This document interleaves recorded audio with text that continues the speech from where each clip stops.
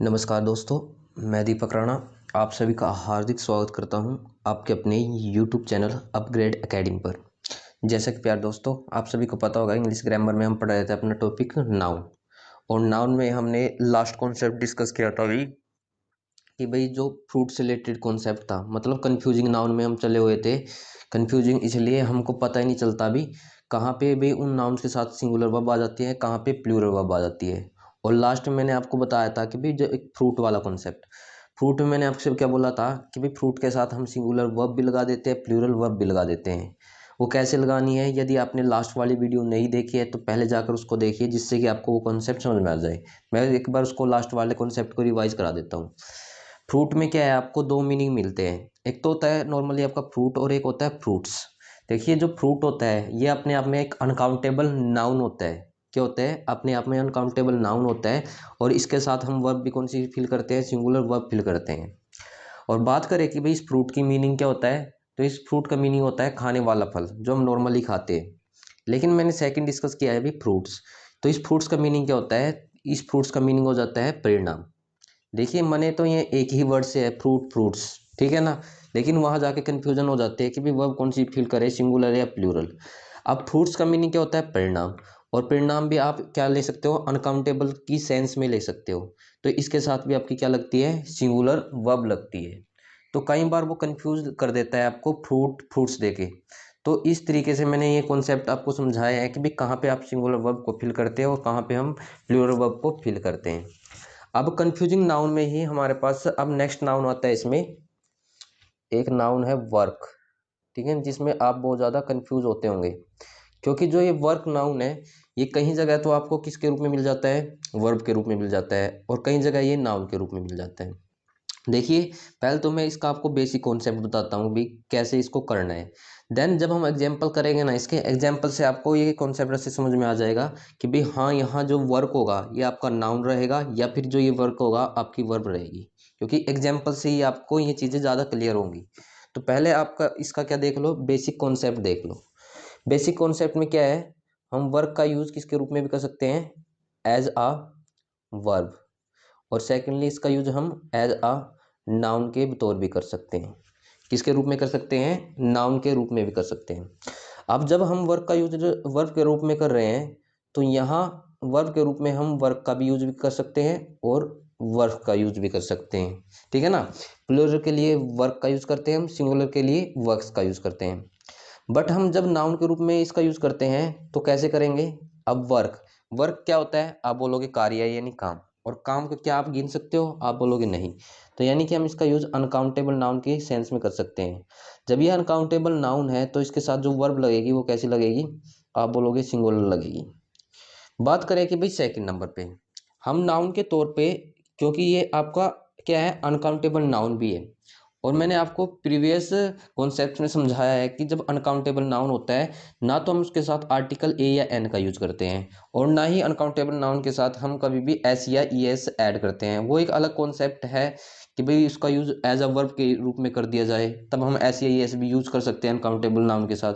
But क्या है, यहाँ पे हम इस नाउन के साथ, ठीक है ना, एस या ई एस का यूज भी कर सकते हैं। यानी मैं वर्क का वर्क्स भी कर सकता हूँ, और वर्क्स करने के बाद भी ये आपका क्या रहेगा, एक नाउन रहेगा।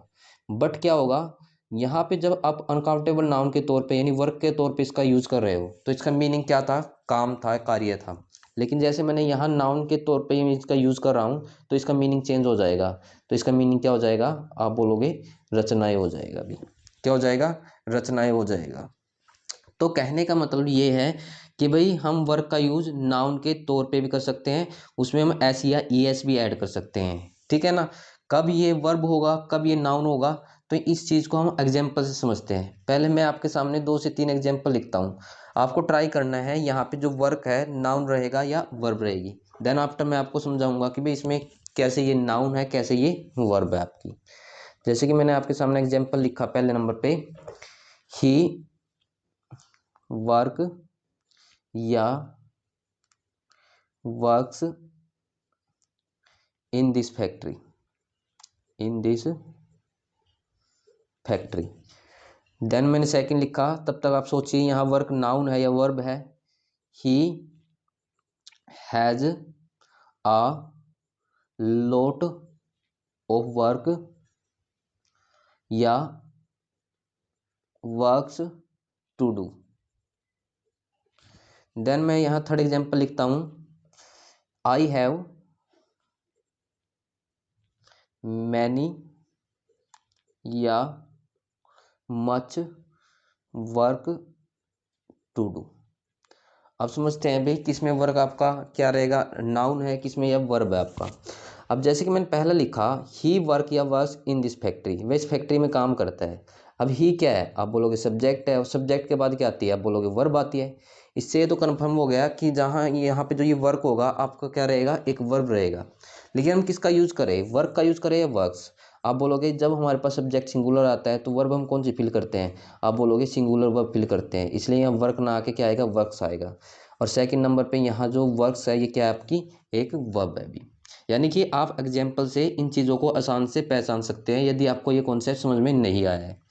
अब जैसे कि मैंने सेकंड एग्जाम्पल लिख रखा है, he has a lot of work या वर्क्स टू डू। अब उसके पास करने को बहुत ज़्यादा काम है। अब यहाँ ध्यान से सोचिए, वर्क आपका नाउन है या वर्ब है। अब क्या है, यहाँ लिख रखा अ लॉट ऑफ वर्क या वर्क्स, करने को बहुत ज़्यादा काम है। इसका मीनिंग ये हुआ कि भाई यहाँ पे, ठीक है ना, यहाँ पे जो वर्क का यूज एज अ नाउन के किया जा रहा है अभी। किसके किया जा रहा है, एज या नाउन के रूप में किया जा रहा है। अब ये तो आप आसानी से पहचान कर लोगे कि भाई हाँ, यहाँ जो वर्क है हमारे पास एक नाउन है, बट यहाँ वर्क आएगा या वर्क्स आएगा, अब इसको हमको पहचानना पड़ेगा। मैंने क्या बोला था, एक वर्क का मतलब तो क्या होता है, आप बोलोगे नॉर्मल कार्य होता है, काम होता है। एक वर्क का तो जिसके पीछे ऐसा लगता है रचनाएं होता है। तो मेरे पास करने को बहुत ज़्यादा रचनाएं हैं, ये तो कोई सेंस नहीं हुई ना। तो इसका मीनिंग क्या हुआ, मेरे पास करने को बहुत ज़्यादा काम है, तो यहाँ वर्क आएगा न कि वर्क्स आएगा। और यहाँ जो रहने वाला आपका क्या रहेगा, नाउन रहेगा। इन शॉर्ट आप याद रख सकते हो, अ लॉट ऑफ के बाद हम किसका यूज़ करते हैं, नाउन का ही यूज़ करते हैं। और वो किसका यूज होगा, वर्क या वर्क्स, वो आपको इस कॉन्सेप्ट को अच्छे से समझ लेना है भी, ठीक है ना। वर्क्स है तो रचनाएं हैं, वर्क है तो काम है। और इसके लिए आपको थोड़ी ही हिंदी का भी पता होना चाहिए, ठीक है ना, क्योंकि जब हम इंग्लिश पढ़ रहे हैं तो इतनी बातों का तो आपको पता ही होना चाहिए। देन आप थर्ड को देखिए यहाँ पे, आई हैव मैनी या मच वर्क टू डू, मेरे पास करने को बहुत ज़्यादा काम है। पहली बात तो क्या है, यहाँ पे जो वर्क है ये रहने वाला है आपका एक नाउन, ठीक है ना। क्या रहने वाला है, एक नाउन। तो यानी जैसे जैसे प्रैक्टिस करोगे आप इन चीज़ों को ऑटोमेटिक पहचानने लगोगे। लेकिन कन्फ्यूजन क्या है इसमें, मैनी का यूज करें या मच। तो याद रखिए, तो जो भी नाउन होगा, पहले तो यहाँ चेक कीजिए जो ये नाउन लिखा मैंने कैसा नाउन है, आप बोलोगे अनकाउंटेबल नाउन है।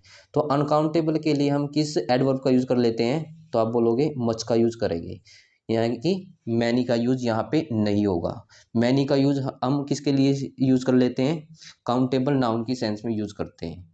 तो आपको ये बात पता होना चाहिए कि भाई अनकाउंटेबल नाउन की सेंस में हम मच का यूज करते हैं, न कि मैनी।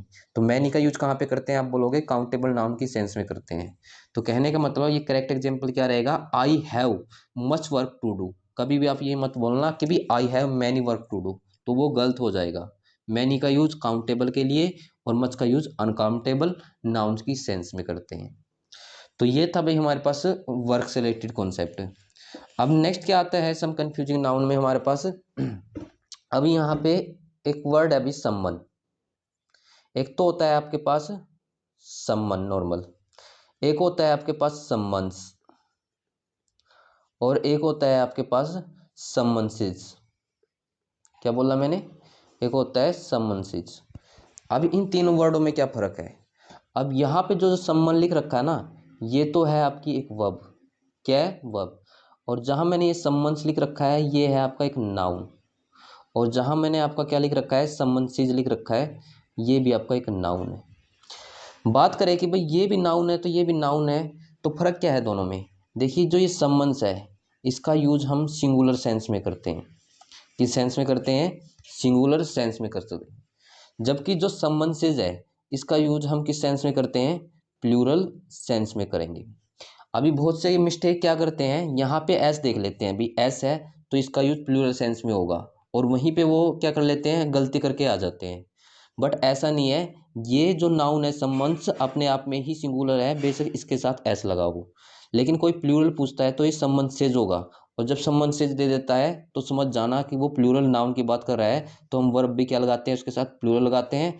जब ये इसकी बात करेगा तो वर्ब सिंगुलर लगेगी, और ये वर्ब के अकॉर्डिंग यानी कंडीशन के अकॉर्डिंग आपको इस वर्ब का फिल करना है, मतलब इसकी तो आप आसानी से पहचान कर लोगे। देन दो चीज़ें एक्स्ट्रा है, इनको आपको ध्यान से समझ लेना है। अब देखिए भाई, इन तीनों चीज़ों को हम एग्जाम्पल से समझ लेते हैं। जैसे कि मैंने यहाँ एग्जाम्पल लिखा आपके सामने, I have been summoned to the office. अब ध्यान से पहचान कीजिए, मैंने यहाँ समन्ड लिखा, ये नाउन होगा या वर्ब होगी। देन मैं एक एग्जाम्पल लिख देता हूँ आपके सामने। देन सेकंड एग्जाम्पल लिखा, I have got a summons from the court, from the court. अब मैंने क्या लिख दिया आपके सामने, ये दो एग्जाम्पल लिखे। अब यहाँ देखना, आई हैव बीन समन्ड, अब हम क्या है, नाउन के साथ ईडी तो नहीं लगा सकते या थर्ड फॉर्म तो नहीं कर सकते, तो यहाँ से आपको अलग ही पता चल गया होगा कि ये वर्ब की तरह यूज किया जा रहा है। लेकिन जैसे मैं सेकंड देखता हूँ, I have got uh summons, अब बहुत से यहाँ एस देख के ये सोचेंगे कि भाई ये तो प्लूरल है और प्लूरल के साथ कभी भी ए या एन का हम यूज कर ही नहीं सकते, तो इसमें एरर करके आ जाते हैं। बट मैंने आपसे बोला ये अपने आप में सिंगुलर है, और सिंगुलर के साथ हम ए या एन का यूज कर सकते हैं, इसलिए इसमें कोई भी इनकरेक्शन नहीं है। बट वो बाई चांस यहाँ पे समवन सिज लिख देता, यानी ये वाला वर्ड लिख देता, तब आप बोलते हैं यहाँ पे ए लगाना बिल्कुल गलत हो जाता। तो इस तरीके से आपको क्या कर लेना है, इन कंफ्यूजिंग नाउन को सही तरीके से समझना है, इनको रिवाइज करना है। कोई भी प्रॉब्लम आती है तो आप कमेंट कीजिए, हम इन्हीं कॉन्सेप्ट्स को दोबारा से फिर डिस्कस करेंगे। तो ये हो गया हमारे पास संबंध से रिलेटेड कॉन्सेप्ट। देन फिर इसके बाद कौन सा आता है कंफ्यूजिंग नाउन में, हमारे पास एक नाउन है ये रूम। क्या है ये, मैंने लिखा रूम। अब ये रूम से रिलेटेड एरर कैसे पूछा जाता है, तो पहले तो मैं क्या बता देता हूँ आपको, इसका मीनिंग बता देता हूँ। देखिए एक रूम का मीनिंग तो सभी को पता होगा, क्या होता है, कमरा होता है। लेकिन एक रूम का मीनिंग क्या होता है, खाली स्थान। क्या होता है, खाली स्थान बोल लो या जगह बोल लो। भाई क्या मुझको थोड़ा रूम मिलेगा, यानी थोड़ी खाली जगह मिलेगी, बोल नहीं देते ऐसा। तो यानी यहाँ रूम के दो मीनिंग होता है, कमरा भी होता है, खाली जगह भी होता है। लेकिन वो एग्जाम में इससे रिलेटेड एरर कैसे पूछता है, और यहाँ तक कि रूम से रिलेटेड एरर आपका एग्जाम में कई बार पूछा गया है। जैसे कि मैंने यहाँ पे एग्जाम्पल लिखा, देयर इज नो रूम या स्पेस, इस तरीके से एक वर्ड देगा, इन my car, in my car. अब यहाँ पे आके वो कंफ्यूजन दे देता है कि भाई कैसे ठीक करे। देयर इज नो रूम या स्पेस इन माई कार, देखने में तो देखो दोनों ही ठीक लग रहे हैं, रूम भी आ सकता है स्पेस भी आ सकता है, क्योंकि स्पेस का मतलब भी क्या होता है, जगह के रिगार्ड में करते हैं, रूम का यूज भी जगह के रिगार्ड में करते हैं। बट क्या है, कभी भी आपके सामने इस तरीके की कोई कंडीशन आती है रूम और स्पेस में, तो सबसे पहले आपको प्रेफरेंस किसको देनी है, रूम को देनी है। यदि ऑप्शन में रूम नहीं है तो उसके बाद आपको स्पेस पे टिक करना है, ठीक है ना। तो ये था भाई हमारे पास रूम से रिलेटेड कंफ्यूजिंग नाउन। तो इसमें आपको कंफ्यूज नहीं होना है, क्योंकि वहां जाकर ऐसी ही कंफ्यूजन बनती है, आपको लगेगा भी स्पेस भी यहाँ पे रूम से जो बेटर है ना, स्पेस आना चाहिए, बट यहाँ स्पेस लिखना बिल्कुल गलत रहेगा। आपको क्या लिखना है, यहाँ पे रूम पे पहले प्रेफरेंस करनी है, उसके बाद स्पेस को देनी है, ठीक है ना। देन अब चलते हैं हम इसमें, तो ये मैंने आपको कुछ कराया है भी अपने सम कंफ्यूजिंग नाउन। अब नेक्स्ट कॉन्सेप्ट में हम क्या समझने वाले हैं, अब नेक्स्ट कंसेप्ट में हम समझेंगे पेयर नाउन कॉन्सेप्ट। किस कॉन्सेप्ट को समझने वाले हैं, पेयर नाउन कॉन्सेप्ट। अब देखिए पेयर नाउन कॉन्सेप्ट में होगा क्या आपका, पहले तो मैं इससे रिलेटेड आपको कुछ कंडीशन बता देता हूँ, फिर हम क्या करेंगे विद प्रैक्टिकल इन चीज़ों को समझेंगे।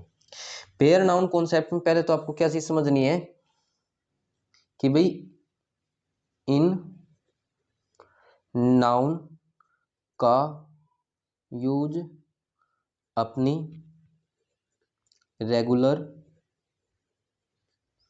फॉर्म में होगा।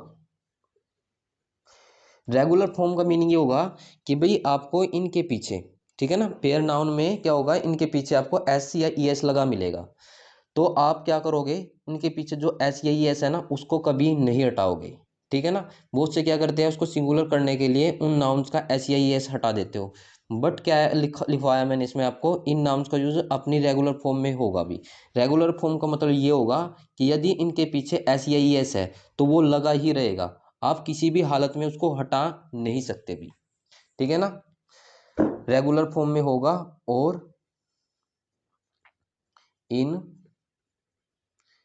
नाउन्स के साथ जो आपकी वर्ब फिल होगी, वर्ब भी प्लूरल फिल करेंगे। देन सेकंड नंबर पे आप ये चीज याद रख सकते हो, यदि हम इसको पेयर में ट्रीट नहीं करेंगे तो इन नाउन्स का कोई मीनिंग नहीं रहेगा। क्या नहीं रहेगा? इन नाउन्स का कोई मीनिंग नहीं रहेगा।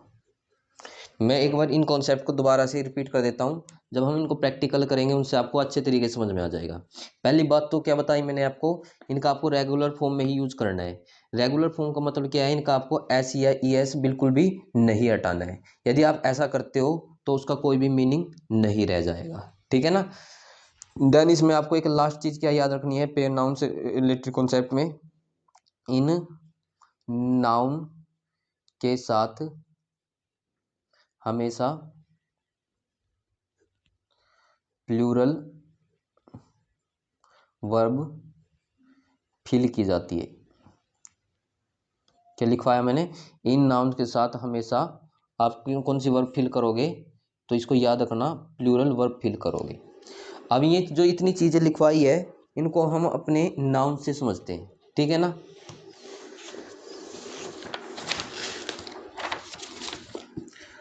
अब इसमें आ जाता है पेयर नाउन में हमारे पास पहले नंबर पे हम ले लेते हैं सीजर। सुनो होगा ना ये वाला तो आपने, तो मैंने यहाँ लिखा सीजर्स। अब मैं इसको आपको विद प्रैक्टिकल समझाता हूँ। सीजर्स तो यानी कैंची तो सभी ने देख रखी है, किस शेप में होती है, आप सभी को पता होगा, ये इसकी ऐसे शेप होती है। अब मैंने पहली चीज क्या लिखवाई थी कि भाई इनका आपको रेगुलर फॉर्म में ही यूज करना है। यदि आप इसका रेगुलर फॉर्म में यूज नहीं करोगे तो उसका कोई मीनिंग नहीं रह जाएगा। कहने का मतलब क्या था मेरी बात का, अब मान के चलो, अब मुझको पता सीजर्स में कितनी लेग्स है, आप बोलोगे 2 लेग्स है। यदि मैं इसकी एक लेग्स निकाल दूंगा तो इस लेग्स का कोई कार्य कोई वर्क रह जाएगा, आप बोलोगे नहीं रह जाएगा। इसलिए इसका हमेशा इसी फॉर्म में यूज किया जाएगा। सेकेंडली क्या है, इसका एक पेयर है। जब किसी चीज का पेयर होगा तो ऑटोमेटिक उसके साथ जो वर्ब लगेगी वो कैसी लगेगी, आप बोलोगे प्लूरल वर्ब फिल करेंगे इसके साथ। कौन सी वर्ब फिल करेंगे, तो आप बोलोगे प्लूरल वर्ब फिल करेंगे। तो इस तरीके से हमको क्या करना है, इसमें एस या ई एस नहीं हटाना है। यदि हमने ऐसा किया तो इसका कोई मीनिंग नहीं रहेगा, और जब मीनिंग नहीं रहेगा तो वही हमारा क्वेश्चन गलत हो जाएगा। देन क्या है इसमें सेकंड नंबर पे, जैसे कि मैं यहाँ एक फिगर बना देता हूँ, आप इससे अच्छे से समझ जाओगे। मैंने यहाँ पे एक फिगर बनाई है, अब इसको देख तो सारा आपको अंदाजा लग गया होगा। अब मैंने यहाँ क्या बनाया है, आपके दिमाग में कई चीजें चल रही होगी कि भाई ये हमारे पास क्या हो सकती है, जीन्स भी हो सकती है, ये क्या हो सकता है, ट्राउजर्स भी हो सकता है, या फिर ये हमारे पास पैंट्स भी हो सकती है। अब क्या है भाई इसमें, अब मान के चलो आप इसको हाफ कर दोगे, क्या इसका कोई यूज रहेगा? इसलिए मैं बोलता हूं कभी भी इनका एस या एस नहीं हटाना है। जीन्स है तो जीन्स ही करना है, ट्राउजर से ट्राउजर्स ही करना है, पैंट्स है तो पैंट्स ही रखना है, कभी आप पैंट कर दो। ऐसा किया तो क्या है, ये यूजलेस हो जाएंगे, कोई मीनिंग नहीं होगा आपका। क्या है जो एग्जाम्पल दे रखा है या एरर पूछ रखा है वहीं पे गलत हो जाएगा। तो क्या है, 2 से 3 बातें मैं एक बार दोबारा से इनको जल्दी से रिवाइज करवा देता हूँ आपका। पहले नंबर पे तो ये जिस फॉर्म में उसमें ही आपको इसका यूज करना है, एस या एस कभी नहीं हटेगा इनका। सेकेंडली इनके साथ जो वर्ब फिल होगी वो कैसी होगी, प्लूरल फिल होगी। अब देखिए भाई, पहले तो मैं इनसे रिलेटेड आपको कुछ एग्जांपल्स लिखवा देता हूँ जिससे कि आपको ये चीज़ें अच्छे तरीके से समझ में आ जाए। अब जैसे कि मैंने यहाँ पहला एग्जाम्पल लिखा आपके सामने, I have a scissors for you, a scissors for you. आपको चेक करना है क्या भाई इसमें कोई एरर है, तब तक मैं आपके सामने दो और एग्जांपल लिख देता हूँ। I have two scissors for you, I have two scissors for you. Then मैं एक और एग्जांपल लिख देता हूँ आपके सामने। माई जीन्स वाज या were on the table, my jeans was या वर ऑन दी टेबल। अब इन एग्जांपल्स को समझते हैं कि भाई किस में क्या एरर होगा क्या नहीं होगा। अब जैसे कि पहला एग्जांपल था I have a scissors for you, मेरे पास एक सीजर है, क्या है, आपके लिए। बट यहाँ पे यदि हम इसकी थोड़ी सेंस की बात करें तो आप बोलोगे कोई प्रॉब्लम नहीं है, ठीक है। बट जैसे हमने अभी अपना कॉन्सेप्ट को रीड किया है, पढ़ा है, सीजर्स क्या है, आप बोलोगे अपने आप में एक प्लूरल नाउन है। कैसा नाउन है, अपने आप में प्लूरल नाउन है। जब ये अपने आप में ही प्लूरल नाउन हो गया तो मैंने कुछ देर पहले आपको एक चीज़ समझाई थी, तो इससे पहले हम ए या एन आर्टिकल का यूज नहीं कर सकते, क्योंकि जो ए या फिर एन होगा वो अपने आप में सिंगुलर सेंस देगा, इसलिए यहाँ पे ए लगाना क्या रहेगा आपका, बिल्कुल गलत होगा। बट क्या है, इसी एग्जाम्पल को यदि मैं ऐसे करके लिख दूँ, I have two scissors for you. अब सीजर्स है, अब बोलोगे प्लूरल नाउन है। अब प्लूरल नाउन के साथ यहाँ पे क्या है, अब ए एन का तो नहीं यूज है, यानी टू है, तो कहने का मतलब इसके साथ हम टू का यूज जरूर कर सकते हैं, बट ए या फिर एन वाली सेंस का यूज नहीं करेंगे कभी भी। तो इसका मतलब ये जो सेकंड एग्जाम्पल है आपका बिल्कुल करेक्ट रहेगा। तो इसको आपको अच्छे से समझना है, प्लूरल होने के साथ ए या एन नहीं आ सकता, प्लूरल होने के साथ इसमें हम टू थ्री फोर मतलब इस तरीके का यूज कर सकते हैं, उसमें आपका कोई भी एरर नहीं होगा। देन अब देखिए थर्ड को समझिए, मैंने क्या लिखा, my jeans was ever on the table. अब हमको पता है जीन्स कितने पेयर है, अब बोलोगे एक पेयर बन रहा है, एक ये था भी इसका, एक ये था, तो टू हो गया। और जब टू हो जाता है तो वो अपने आप में क्या हो जाता है, प्लूरल हो जाता है। तो इसका मतलब यहाँ वाज ना आके क्या आएगी, वर्ब आपकी प्लूरल आएगी। और ये मैंने आपको शुरू में भी लिखवा दिया था कि भाई जो पेयर वाले नाउन रहेंगे, क्या रहेंगे, पेयर वाले नाउन रहेंगे, उनके साथ हमेशा कौन सी वर्ब फिल करेंगे, आप बोलोगे प्लूरल वर्ब फिल करेंगे। तो दोस्तों ये था हमारे पास पेयर नाउन कॉन्सेप्ट। इसमें मैंने आपको कुछ तो करा दिया है, कुछ हम अपनी नेक्स्ट वीडियो में डिस्कस करेंगे। तो इस वीडियो में इतना ही, तो कल मिलते हैं अपनी नेक्स्ट वीडियो में अपने नेक्स्ट कॉन्सेप्ट के साथ। Thank you very much for watching my video.